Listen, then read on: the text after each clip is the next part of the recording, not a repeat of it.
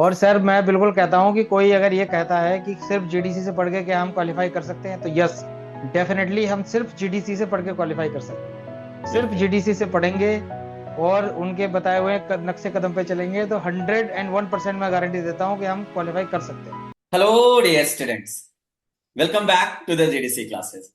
सो dear students, आज का ये सेशन बहुत ज्यादा इंपॉर्टेंट होने वाला है। आज के इस सेशन में हमारे साथ जुड़ रहे हैं मिस्टर अमित कुमार आजाद, जिन्होंने अपनी मेहनत, अपने लगन, अपने डेडिकेशन से अपनी ड्रीम कम्स ट्रू वाली जॉब जो कहते हैं ना, वो उन्होंने अचीव किया है। And finally he got the selected in the Uttarakhand drug inspector. सबसे पहले अमित जी, आपको पूरे जीडीसी टीम की तरफ से बहुत बहुत शुभकामनाएं आपके इस बहुत ट्रिमेंडस रिजल्ट के लिए। और हम पूरी टीम की तरफ से ये बेस्ट विशेज है, आप बहुत अच्छा अपने आगे भी करते रहे। हमारी पूरी टीम की तरफ से आपको ढेरों बधाई है। सर बहुत बहुत धन्यवाद और जीडीसी टीम का बहुत बहुत आभार। और विशेषकर सर जितने भी सब शिक्षक जिन्होंने मुझे पढ़ाया इस दौरान, मेरी मुझे मोटिवेट किया, उन सबको भी बहुत बहुत आभार, बहुत बहुत धन्यवाद सर। करेक्ट है। अच्छा अमित जी, थोड़ा सा आपके बारे में जानकारी करते हैं। आपका ग्रेजुएशन, पोस्ट ग्रेजुएशन कब हुआ, क्या आपने किया, कैसे कैसे आप यहाँ तक पहुंचे, थोड़ा सा आप अपने बारे में बताएं। सर मैंने 2009 के बैच बैच से बी फार्मा पास आउट हुआ। ये गुरु राम राय मेडिकल कॉलेज पटेल नगर देहरादून से। उसके बाद मुझे फिर फर्दर स्टडीज के लिए नहीं गया, मैंने फिर इंडस्ट्री में जॉब स्टार्ट कर दी। और जैसे कि हर एक फार्मेसी बच्चे का, जैसे जो पहले दिन अगर वो फार्मेसी में एडमिशन लेता है तो उसका होता है कि मुझे ड्रग इंस्पेक्टर बनना है। तो वैसा मेरा भी एक सपना था कि हाँ मुझे ड्रग इंस्पेक्टर बनना है। लेकिन हमारे आसपास का एनवायरनमेंट इस टाइप का था कि जब मैंने इंडस्ट्री की जॉब ज्वाइन की तो वो 12 घंटे की जॉब थी सर। सुबह 8 बजे से लेके रात को 8 बजे तक जॉब थी। और मात्र 5,000 रुपये सैलरी मिला करती थी। ये 2009 की बात है। तो और 12 घंटे। और मैं पैकिंग डिपार्टमेंट से मैंने अपना करियर शुरू किया। वहां बैठने तक की जगह नहीं होती थी, मतलब खड़े खड़े ही काम करना पड़ता था पूरे 12 घंटे। बिल्कुल। तो स्टार्टिंग में बड़ी दिक्कत हुई, पैरों में सूजन भी आ गई, बहुत परेशानी हुई। फिर मैंने अपने मम्मी पापा को बताया, मैंने कहा वो तो बहुत कठिन जॉब है और ऐसे ना तो मुझे पढ़ाई का टाइम मिल पा रहा है ना किसी भी चीज का, और बहुत। तो उन्होंने कहा बेटा कोई बात नहीं, काम तो करना ही पड़ेगा। आज अगर मेहनत करोगे तो कल कुछ ना कुछ फल आपको जरूर मिलेगा। तो ठीक है, मैंने उनकी बात को माना और मैंने वो अपनी जॉब कंटिन्यू की। और 3 महीने बाद मेरे मुझे वहाँ प्रमोशन भी मिला और इंक्रीमेंट भी मिला।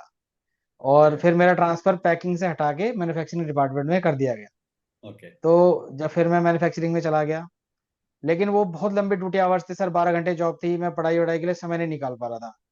उसके बाद फिर भी मैंने कोशिश की। और उसी दौरान 2012 में मेरा सिलेक्शन सीबीआई इंस्पेक्टर के पद पे हो गया, रिटर्न मेरा क्लियर हो गया। और लेकिन फिर मैं इंटरव्यू के लिए गया, तो क्योंकि मेरे बहुत लंबे वर्किंग आवर्स थे और गाइडेंस की कहीं ना कहीं कमी रही, तो मुझे मुझे एक्चुअली ये भी नहीं पता था कि तैयारी क्या करनी है। और मेरा वहां पर नहीं हो जी। पाया। ओके। उसके बाद फिर यहाँ पर एक उत्तराखंड में और ये निकलती है वैकेंसी पटवारी वाली, राजस्व निरीक्षक वाली पोस्ट। जी मतलब वो जी। नॉन टेक्निकल पोस्ट है। करेक्ट। तो उसकी तैयारी की मैंने, 2016 में मैंने वो एग्जाम दिया। तो उसमें भी मेरा 2 या 3 नंबर से रिटर्न रह गया, रह गया। मतलब मैं हो नहीं पाया। और अभी रिसेंटली सर पिछले साल ये ईएसआई फार्मासिस्ट का टेक्निकल, वो तो आपको पता ही है, टेक्निकल क्लियर हुआ था। और non non technical technical sir रह वो आ रहा है, गया। जी नॉन जी। टेक्निकल में हो रहा। उसके बाद फिर 2012 में मैंने कहा बहुत लंबे वर्किंग आवर्स है, अगर ऐसा चलता रहेगा तो अपने लिए मैं समय निकाल नहीं पाऊंगा और मुझे जिंदगी भर यहीं अटक के रहना रहना पड़ेगा। पड़ जाएगा। तो फिर मैंने सर 2012 में जॉब स्विच की और मैं एक दूसरी कंपनी ज्वाइन की, पिल साइकोट्रॉपिक्स इंडिया लिमिटेड। ओके। तो वहां पर वर्किंग आवर्स बहुत ज्यादा कम नहीं थे, लेकिन वहां से कम थे, 10 घंटे की ड्यूटी थी। ओके। तो जहाँ भी अभी वर्तमान में मैं कार्यरत हूँ, 10 घंटे की यहाँ पर ड्यूटी है, सुबह 9 से 7 बजे तक की। फिर मैं बीच बीच में सेल्फ स्टडी करता रहा। फिर इसी दौरान मुझे अचानक एक दिन यूट्यूब से जीडीसी के बारे में पता लगा। जी जी। मतलब एक अचानक जैसे जो वीडियो सामने आती है, ऐसे एक जीडीसी की वीडियो आई। और लकीली सर वो वीडियो आपकी ही थी। तो मुझे आपका जो इस पढ़ाने का तरीका है और मेरे समझने का जो तरीका है, वो फ्रीक्वेंसी बड़ी मैच हुई। ओके। तो फिर मेरा इंटरेस्ट क्रिएट हुआ। फिर धीरे धीरे मैंने और वीडियो देखनी चालू की। फिर मुझे कहीं से लगा कि ड्रग इंस्पेक्टर की कुछ पोस्ट उत्तराखंड में आने वाली है। आने वाली। तो मैंने कहा ठीक है, फिर धीरे धीरे मैंने अपनी तैयारी शुरू की। लेकिन उसके बाद जब नोटिफिकेशन आया तो मैं तुरंत फिर जीडीसी से जुड़ा, क्योंकि मुझे था कि जैसे नोटिफिकेशन आएगा तो मुझे जुड़ना जीडीसी से ही है। जी जी और मेरी ये जो सफलता है सर, इसमें 80% योगदान जीडीसी का ही है। क्योंकि मेरे इतने लंबे वर्किंग आवर होने के बावजूद भी, है ना, मैंने रिक्वेस्ट किया मैम से कि मैम क्लासेस शाम को शिफ्ट हो जाए तो वेल एंड गुड है। तो उन्होंने बोला ठीक है, बहुत ज्यादा लेट तो नहीं शिफ्ट कर पाएंगे, लेकिन 6 बजे तक हम कर सकते हैं। कर देंगे। और मेरे एचओडी हैं, हमारे प्लांट हेड हैं, उन्होंने भी मुझे समय दिया। उन्होंने बोला ठीक है, हमारी छुट्टी 7 बजे होगी, लेकिन आप 6 बजे अपनी क्लास एक अटेंड कर सकते हैं। करेक्ट। तो फिर जीडीसी का बहुत ही कंक्रेटाइज मटेरियल है सर, बहुत ज्यादा कंक्रेटाइज है। जिनके पास समय कम है, मैं ये कहना चाहता हूँ, ऐसा नहीं है कि कम समय में हम तैयारी नहीं कर सकते हैं। बस पहली बात तो मुझे गौतम सर की एक बात याद आती है। उन्होंने कहा था कि पढ़ने का ना कोई रूटीन नहीं होता। एग्जैक्टली। रूटीन गाय और भैंसों का होता है, कि कब उनको सानी करनी है, कब पानी पिलाना है, कब धूप में बांधना है, कब छाया में बांधना है। पढ़ाई का करेक्ट। कोई रूटीन नहीं होता। जब आपको समय मिले, जैसा समय मिले, आप वैसे ही पढ़ो। और उस बात को मैंने बिल्कुल अपने जीवन में चरितार्थ किया। मेरे को जब समय मिला, जहां समय मिला, इवन मैं ऑफिस से घर जब सर गाड़ी ड्राइव करके जाता था, हम्म। तो मैं वहां भी मतलब अपने गाड़ी के स्टीरियो में ये यूट्यूब चला के रखता था या फिर क्लास, मतलब एटलीस्ट मुझे देख नहीं पा रहा हूँ तो सुनाई तो देने चाहिए। सुनाई दे रहा है, जी जी जी। हाँ, क्योंकि मुझे ऑफिस से घर जाने में सिर्फ 30 मिनट लगते हैं, तो वो तीस करेक्ट। मिनट को भी मैंने यूटिलाइज किया है। तो फिर मेरा मानना सर ये है कि ऐसा नहीं है कि कम समय में तैयारी नहीं की जा सकती। और अगर जीडीसी है तो कुछ भी मुमकिन है सर, ये तो मैं मानता हूँ। क्योंकि यहाँ का इतना कंक्रेटाइज मटेरियल है, बहुत ही बहुत मोटिवेशन है। जहाँ भी अगर कहीं आदमी जैसे डिमोटिवेट होता भी है, कोई बच्चा या कोई भी पर्सन, तो आप लोग सर बहुत मोटिवेट करते हैं, बहुत मेहनत करते हैं सर आप, विकट बहुत ज्यादा। मैं इसके लिए सर बहुत बहुत आभारी हूँ जीडीसी का। मैं अमित जी, आपके इस जर्नी से वो बहुत सारे ऐसे बच्चे जिनको एक ये लगता है कि यार मेरे से नहीं हो पाएगा, मैं नहीं कर जी जी। पाऊंगा, मेरे साथ बहुत सारी बर्डन है, मेरे पास बारह हम्म, घंटे की ड्यूटी है, 10 घंटे की ड्यूटी है, मैं कैसे कर पाऊंगा सर, वर्किंग के साथ नहीं कर पाऊंगा, ऐसी बहुत सारी जी दिक्कतें होती है। उन जी सर सभी बिल्कुल। स्टूडेंट्स को मैं जरूर ये कहना चाहूंगा, आप अमित हम्म जी की इन बातों को अपने जीवन में चरितार्थ करिए। और अगर इनके हम्म बातों को आपने वाकई अच्छे से सीरियसली ले लिया, तो आप अगर आज इनके सिलेक्शन को हम सेलिब्रेट कर रहे हैं, तो वो दिन दूर नहीं है जिस दिन आपके भी सिलेक्शन को शायद हम सेलिब्रेट करेंगे। क्योंकि देखिए, आप अब अमित जी के जीवन में जो मैंने अभी तक देखा, सुना, जो समझा, उसमें ये चीजें आई। ऐसा नहीं है कि इनकी ये पहली एग्जाम था और पहले एग्जाम में ही इनको सिलेक्शन मिल गया और ये एकदम खुश और हैप्पी, अरे वाह मैंने तो झंडे गाड़ दिए। नहीं, इन्होंने भी स्ट्रगल देखे हैं, इन्होंने भी फेलियोर देखे हैं। लेकिन हाँ, फेलियोर जीवन में आना कोई बुरी चीज नहीं है, हम सबके जीवन में अमित जी फेलियोर आते हैं। लेकिन बिल्कुल उन आते हैं सर, फेलियोर बिल्कुल। से अगर हमने अपना इंडअप कर दिया तो शायद वो बेकार हम्म है। हमें उनसे हम्म सीखना है और आगे बढ़ना है। और आपके हम्म। सिलेक्शन में मैं उस खुशी को और आपके उस स्ट्रगल को फील कर सकता हूं कि हाँ, आपने इसके लिए कितनी सारी चीजें सेक्रीफाइस की होंगी। अच्छा, फैमिली में और कैसे क्या आपका अभी इस समय? फैमिली में सर 2 बच्चे हैं, और मैं ये बात बिल्कुल मेंशन करना चाहूंगा, मेरी वाइफ ने और बच्चों ने बहुत स्ट्रगल किया है इसके लिए। मैं एक्चुअली अपने वाइफ और बच्चे के साथ हरिद्वार रहता हूँ, और मेरी बाकी जो सब परिवार है वो ऋषिकेश रहता है। मैं ओके। बेसिकली ऋषिकेश से रहने वाला हूँ। तो मैं जब ड्यूटी से घर जाता था, फिर मैं डिनर करके 9 बजे से करीब 9 या 9:30 बजे पढ़ने बैठ जाता था, और वो 12 या 1 बजे तक मैं पढ़ाई करता था। तो मेरी वाइफ मेरे बच्चों को इतना कंट्रोल करती थी। एक बेटी मेरी 3 साल की है, बहुत चंचल है, बेटा 11 साल का है।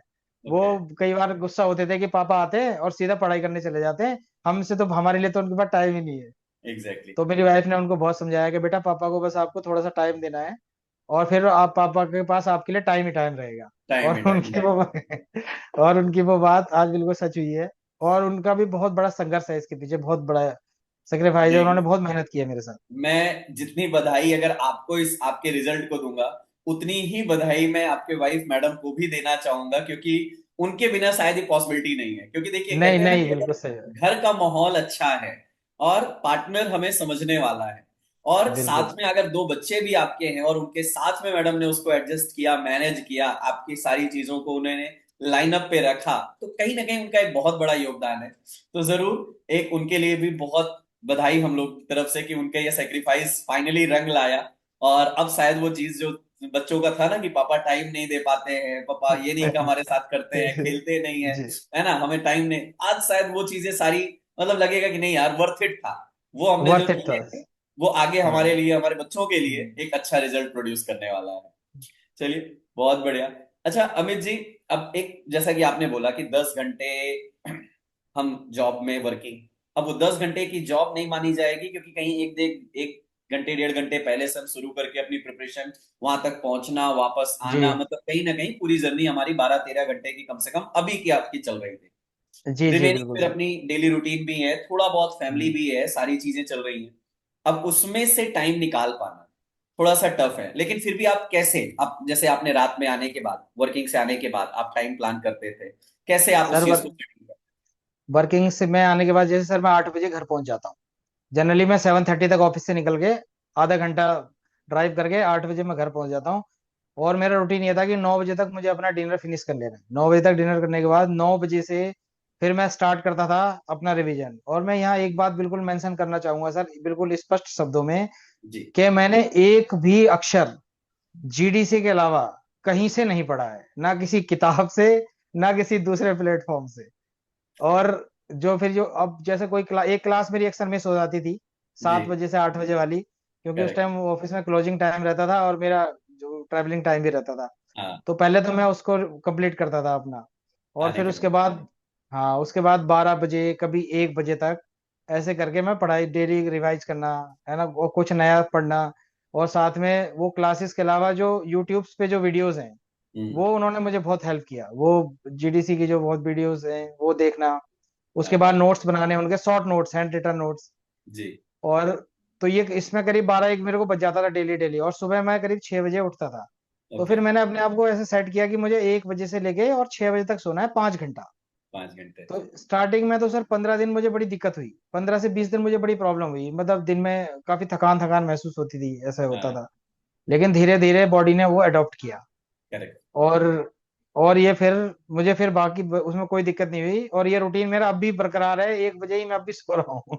अब भी मुझे 1 बजे से पहले नींद नहीं आ रही अमित जी है। देखिए, और एक कहते हैं ना कि अगर आप, बॉडी तो ऐसी है ना, इसको तो आराम आराम ही चाहिए, मतलब इसको तो हर जी वक्त आराम चाहिए। जी लेकिन जितना ज्यादा हम इस बॉडी को अपने वर्क के लिए, एफिशिएंसी के लिए, अपने फ्यूचर के लिए यूटिलाइज करेंगे, वो वैसे अडॉप्ट हो जाएगी। आप उसको टाइम तो दीजिए उस तरह से, और और डेफिनेटली एडजस्टमेंट आता है। जी। बिल्कुल। और सर मुझे तो सबसे बड़ा मोटिवेशन आप लोगों से मिलता था। मैंने कहा आप लोग जब इतनी मेहनत हमारे लिए कर सकते हैं, तो हम 3 से 4 घंटे तो 24 घंटे में निकाल ही सकते हैं। क्योंकि एग्जैक्टली। आप प्लस सर क्लास लेना, यूट्यूब पे वीडियोस बनाना, उसके लिए मटेरियल इकट्ठा करना, वो सब करना, वो heads off to you sir, heads off. Thank you. तो देखिए मैंने कहा अमित जी, जब, हमारा एक ही लालच रहता है, मैं सीधे बोलता हूँ, जी। हमारा सिर्फ एक हम्म। लालच है। मैं वो प्राउड मोमेंट फील करना चाहता हूं। अब जैसे कल रिजल्ट आया, मेरे जी पास 4-5 कॉल आ गई, मतलब जी सर थैंक यू, एक जी ये जीडीसी टीम को सर थैंक यू हमारी तरफ से। अभी तो जी। बिलीव ही नहीं हो पा रहा है कि हमारा सिलेक्शन हो गया। ठीक है। हाँ बिल्कुल तो नहीं हो रहा है, सही बात है वो एक सर। मोमेंट की बात थी, तो वो जो ये होता है ना, और मैं प्राउडली कह सकता हूँ, आज मैं एक प्राउडली मोमेंट कह सकता हूँ, जैसे आपने भी बोला कि सर मैंने जीडीसी के अलावा किसी और प्लेटफॉर्म, कोई और बुक को यूज नहीं किया। मैं नहीं प्राउडली किया सर, अनाउंस नहीं कर किया। सकता हूँ, कहीं ना कहीं बोल सकता हूँ कि यार हाँ, one of my hmm. Student Amit ji hmm. Got selected in the Uttarakhand drug हाँ। इंस्पेक्टर। एक यही प्राउड मोमेंट लेने के लिए हमारी हम्म। पूरी टीम दिन रात एक करती है कि हाँ, वो रिजल्ट ओरिएंटेड, और जीडीसी का एक ही टारगेट है, रिजल्ट। मेहनत करेंगे। मैं ये तो नहीं कहूंगा कि 100% रिजल्ट कभी भी कहीं भी किसी का भी हो सकता है, लेकिन हाँ, one of the best result produce करने की हम पूरी कोशिश करते हैं ऑल ओवर इंडिया में। और हमारा ये इंस्टीट्यूशंस उसी लिए शायद जाना जाता है, और शायद उसी लिए आप भी इससे जुड़ पाए। जी बिल्कुल। और सर मैं बिल्कुल कहता हूँ कि कोई अगर ये कहता है कि सिर्फ जीडीसी से पढ़ के क्या हम क्वालिफाई कर सकते हैं, तो यस, डेफिनेटली हम सिर्फ जीडीसी से पढ़ के क्वालिफाई कर सकते हैं। सिर्फ बिल्कुल। जीडीसी से पढ़ेंगे और उनके बताए हुए नक्शे कदम पे चलेंगे, तो 101% मैं गारंटी देता हूँ कि हम क्वालिफाई कर सकते हैं। हमें कहीं एग्जैक्टली। और दूसरे प्लेटफॉर्म पे जाने की जरूरत नहीं है। कहीं भी कोई बुक, इवन कोई बुक रेफर करने की भी जरूरत नहीं है, क्योंकि इतना कंक्रेटाइज मटेरियल है, वो उतना बहुत ही नोट्स अगर ज्यादा। पढ़ लीजिए ना, कोई भी फार्मा जी का एग्जाम, मैं सीधे बोलता जी हूँ कि जो अभी अभी नहीं हमारी, हमने उसको और मॉडिफाई करके जीडीसी नेविगेटर सीरीज ला दी, मतलब मैं जी एक एश्योरेंस दे सकता हूँ कि आप उसको पढ़ लीजिए, और ऑल ओवर इंडिया का कोई भी फार्मा का पेपर उठा लीजिए, नाइन्टी जी। परसेंट से क्वेश्चन ज्यादा आपको उसमें मिल जाएंगे, ये जरूर एश्योरेंस होता बिल्कुल मिल जाते हैं सर। है और ना। सर जो जीपैट मैराथन जो चली 10,000 क्वेश्चन वाली, उस टाइम जी। क्या था हमारा ना, पीक टाइम्स था एग्जाम का। करेक्ट। तो वो मैराथन तो हमारे लिए बहुत वरदान साबित हुई, मेरे लिए तो विशेष कर हुई सर। क्योंकि मैं 9 बजे फ्री हो जाता था, और 9 बजे ही वो शुरू होती थी, और मैं डेली उसे अटेंड करता था। और उस टाइम बिल्कुल पीक टाइम था एग्जाम का, उससे बड़ा मैं हेल्प मिला। आपका आपका नाम दे सकता हूँ, पूजा जोशी का नाम दे सकता हूँ, निधि का नाम जी दे सकता हूँ, ये सब उस सेशन में कंटिन्यूअसली रहते थे, है ना। जी जी और सर। वो सेशन से इन्होंने जो सीखा है ना, देखिए मैं वही कहता हूँ ना, सिर्फ ये कह देना कि अरे यार ये तो जीपैट का सिलेबस है, नहीं, फार्मा है। हाँ और फार्मा हर जगह इक्वल है। तो अमित जी, हम वही उम्मीद करते हैं कि आपके इस जर्नी में जीडीसी ने आपको हर मोड़ पे, हर जगह पे आपको मोटिवेशन और गाइडेंस के साथ में आपकी इस प्रिपरेशन को कंप्लीट कराने में पूरी कोशिश किया होगा। लेकिन एक पॉइंट कहीं ना कहीं आता है, खासतौर पर जब टेस्ट की मैं थोड़ा सा बात करूं। आपने पढ़ाई का तो शेड्यूल बता दिया, टेस्ट वगैरह देने का आप कैसे शेड्यूल बनाते थे और कितने टेस्ट लगभग आपने दिए? टेस्ट सर, मैं टेस्ट काफी कम दे पाता था क्योंकि मुझे समय नहीं मिल पाता था। लेकिन मैंने सर वो जो फिंगर टिप्स बुक है, ड्रग इंस्पेक्टर वाली, एमसीक्यू वाली, हाँ। वो मैंने सारी बुक की थी सर, कंप्लीट बुक। वो मैंने ओके। बुक परचेज की, और वो मैंने पूरी बुक लगाई थी सर। हाँ हाँ क्योंकि वो मुझे ना अपने वर्किंग आवर्स में मैं उसमें टाइम निकाल लेता था, टेबल पे मैं बुक रखता था। तो हाँ जैसे हाँ। 5 मिनट 10 मिनट जो भी मेरे को टाइम मिल रहा है, तो मैं उसमें वो लगा लेता था। मतलब तो वो अमित मेरे जी लिए ने इजी हर था। एक सेकंड की कीमत समझ लिया था कि अगर सिलेक्शन चाहिए और रिजल्ट चाहिए तो मुझे अपने एक एक मिनट को इंपॉर्टेंस देना पड़ेगा। बिल्कुल। और मैं सर एक बात आपको बताता हूँ, मैंने 1 साल तक ऑफिस में ना कोई टी ब्रेक लिया है। और लंच भी मैं अपना 15 से 20 मिनट में कंक्लूड करके सीट पे वापस आता था, ताकि मैं कुछ टाइम बचा के इसमें लगा सकूं। हैट्स ऑफ यार, हैट्स ऑफ है जी आपको। ठीक है। जी और मैं यही जुनून अपने कंपटीटर बच्चों में देखना चाहता हूं जो आपने, लाइक अगर मैं आपसे बात करूं, 2009 का आपका बैचलर पास आउट है और वहां से जी। लेके मतलब 15 साल ऑलमोस्ट हो चुके हैं। और यस उसके सर, 15 साल। बाद मतलब इस 15 साल के बाद भी इस डेडिकेशन और जुनून के साथ आपने ये चीज किया। तो ये नए बच्चों के लिए जो अभी 2 4 5 साल में कहते हैं कि सर मेरा सिलेक्शन नहीं हुआ, मेरा ये नहीं हुआ और मेरे से क्या होगा, उनको इस वीडियो से बहुत कुछ सीखने को मिलना चाहिए। और आप लोग इन चीजों को सीखो कि आप अपने समय की कीमत जिस दिन समझ जाओगे ना, उस दिन शायद आप भी अमित जैसा ये रिजल्ट आप भी प्रोड्यूस करोगे। बिल्कुल। और सर मेरा मानना तो यह है कि ना डरो जिंदगी में कि क्या होगा, ना डरो जिंदगी में कि क्या होगा, कुछ ना हुआ तो कम से कम तजुर्बा होगा। बहुत बढ़िया, एग्जैक्टली exactly। और वो एक्सपीरियंस शायद हमें हमेशा लाइफ टाइम काम देता है। कहीं ना कहीं बिल्कुल हर सर। मोड़ पे मैं हमेशा एक चीज कहता जी हूं ना कि आप अभी जैसे आपने बोला सर हमने ईएसआईसी के लिए पढ़ा, लास्ट ईयर ईएसआईसी का हुआ, जी टेक्निकल जी अच्छा गया, नॉन टेक्निकल तो सबका वैसे चला गया। लेकिन मैं जी। ये जरूर उम्मीद करता हूं कि वो पढ़ाई भी आपकी यहाँ पे फ्रूटफुल रही होगी, उसने जरूर हेल्प किया होगा। बिल्कुल बिल्कुल हेल्प किया सर, बहुत हेल्प किया। मतलब कोई भी, चाहे हम फार्मासिस्ट के लिए पढ़ें, हम जीपैट के लिए पढ़ें, हम ड्रग इंस्पेक्टर के लिए पढ़ें, सिलेबस तो हमारा करीब करीब सेम ही है एग्जैक्टली ना। तो हाँ, तो हमें इन चीजों को वैसे अलग अलग नहीं करना चाहिए कि ड्रग इंस्पेक्टर के लिए ये है, फार्मासिस्ट के लिए ये है, या फिर जीपैट के लिए ये है, ऐसा नहीं है। वो तो सिलेबस सेम है। और जो जो भी एग्जामिनर हैं, जो एग्जाम पेपर सेट कर रहे हैं, उनको ये, उनके पास ऐसा कुछ गाइडलाइन नहीं वो है भी कि भाई लगभग सेम ही फार्मासिस्ट के है, लिए आपको वो ये भी लगभग सेम हाँ, ही होते हैं। वो भी सेम ही होते हैं। हाँ। जी ठीक है। बट चलिए, आपके इस रिजल्ट की मैं फिर से अपने पूरे जीडीसी टीम की तरफ से अगेन आपको बधाई देना चाहूंगा, है ना। आप फाइनल अपने पोस्ट पे जाके, उस कुर्सी पे जाके जिसके लिए सपने देखे हैं उस पे बैठिए और अपने ड्रीम कम्स ट्रू वाली सिचुएशन को फुलफिल करिए। वंस अगेन आपको बहुत बहुत बधाइयां, आपके पूरे परिवार को हमारे पूरे जीडीसी फैमिली की तरफ से बधाइयां। फिर भी मैं आपसे एक लास्ट वर्ड जरूर सुनना चाहूंगा कि अगर जो आने वाली वैकेंसीज हैं और जो बच्चे तैयारी कर रहे हैं उनके लिए आप क्या मोटिवेशन देना चाहेंगे, क्या गाइडेंस देना चाहेंगे कि क्या वो अपने लाइफ में सबसे बड़ा बदलाव करें जिससे वो भी सिलेक्शन पा सके? सर, मैं बस आने वाले बच्चों के लिए यही कहना चाहूंगा कि आपको एक तो अपना शेड्यूल ऐसा फिक्स नहीं करना है कि मेरा ये रूटीन है, मैं इसी टाइम पढ़ूंगा। आपको जब समय मिले तब आप पढ़िए, आप अपने एक एक मिनट का यूटिलाइज करने की कोशिश कीजिए। और जितना आप पढ़ रहे हैं, उतना आप सिर्फ पढ़ रहे हैं। तो जब आप पढ़ रहे हैं तो आपके दिमाग में कुछ और चीजें नहीं चलनी चाहिए, कोई और बातें नहीं होनी चाहिए। ऐसा नहीं होना चाहिए कि हम पढ़ाई कर रहे हैं बुक, या फिर हमारे सामने कोई टैबलेट या लैपटॉप हमारे आगे है और हमारा दिमाग कहीं हो रहा है। ऐसा नहीं होना चाहिए। और जो जो जीडीसी की टीम कहे, वैसे वैसे करते रहना चाहिए।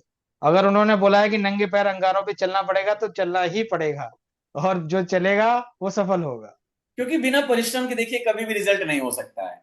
आप नहीं हो आज सकता। के इस कॉम्पिटिटिव एनवायरनमेंट में, आज यही मैं उत्तराखंड ड्रग इंस्पेक्टर की बात करूं, मोर देन 5,000 स्टूडेंट्स ने एग्जाम दिया, उसमें से यस एग्जाम सर। क्वालिफाई करके कितने बच्चे आए? ओनली 24 स्टूडेंट्स आए।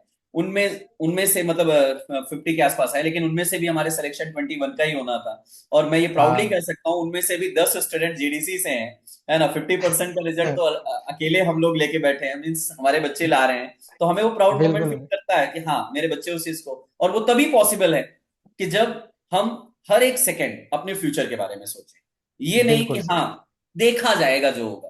तो शायद पॉसिबिलिटी फिर ना के बराबर। और सबसे बड़ा मोटिवेशन सर खुद से मिलता है, अपने आप से मिलता है।